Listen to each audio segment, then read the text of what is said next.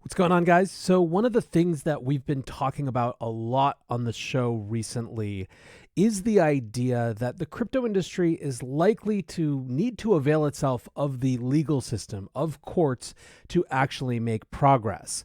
We've got a Congress that isn't doing its job so far right now as relates to creating a regulatory regime that actually allows the industry to know where it stands and to interact and integrate with the traditional financial ecosystem, particularly in terms of banking. And so, in that absence of action from Congress, you have regulators like Gary Gensler's SEC in particular who are overreaching. They're filling the power vacuum and they're trying to take advantage of Congress's inertia, let's call it, to push an overly harsh regulatory regime. We'll talk about Operation Choke Point 2.0 and the most recent front in that battle in just a minute. But anyways, the point is that we are, I think, increasingly seeing crypto companies look to the legal system to actually push back against some of this regulatory overreach.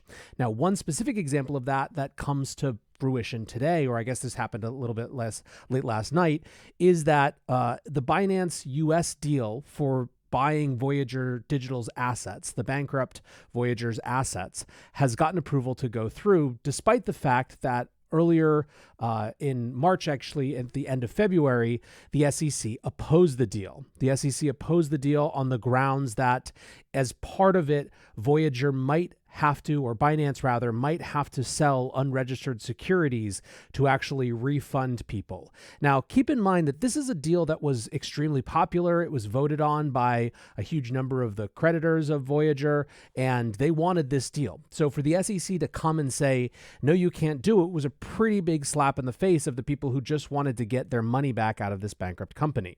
I think Scott Melker pretty well sums up the attitude in the community here.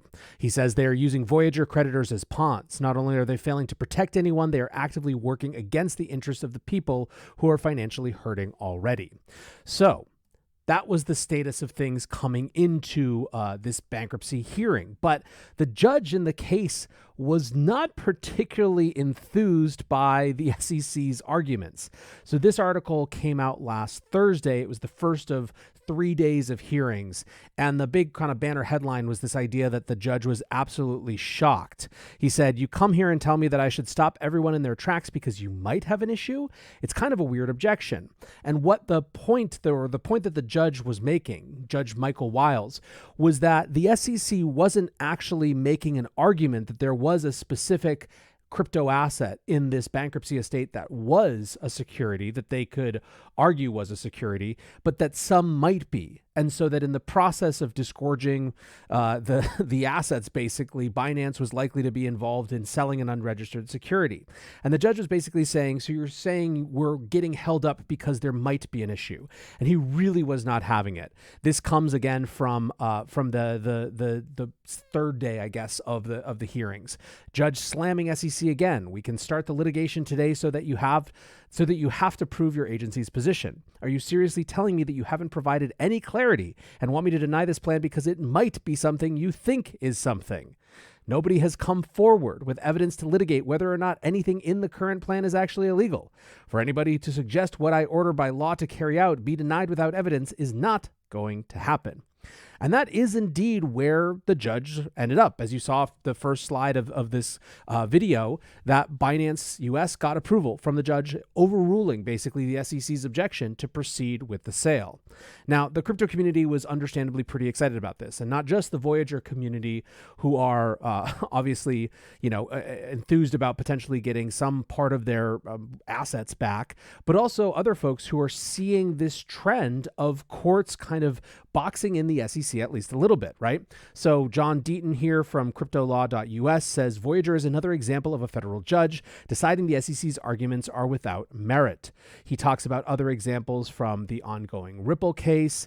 He talked about the LBRY.com case, which is really interesting because he argues that the judge pleaded with the SEC to provide clarity for the users of the platform and the secondary market, presumably around why it was an unregistered securities offering.